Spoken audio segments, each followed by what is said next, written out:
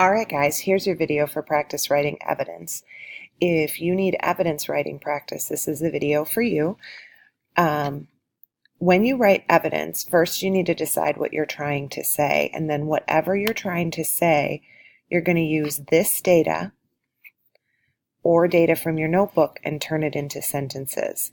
The data should include numbers, and it should be written clearly and accurately. Here's two examples of evidence statements that you could use to support a claim.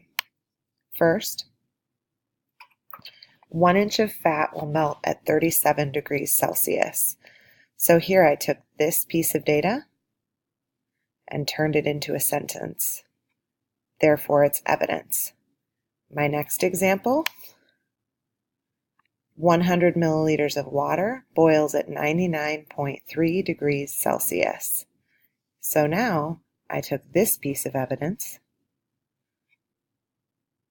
and turned that into a sentence and can use it to argue my claim. When you write evidence, your evidence should only come from these data tables. You could also use data in your book, but try to avoid other things like what they're made of or what they're used for. We are focusing on the data and using that as evidence. All right, good luck. What you should do now is rewrite the evidence part of your paragraph and turn it back in on Google Classroom.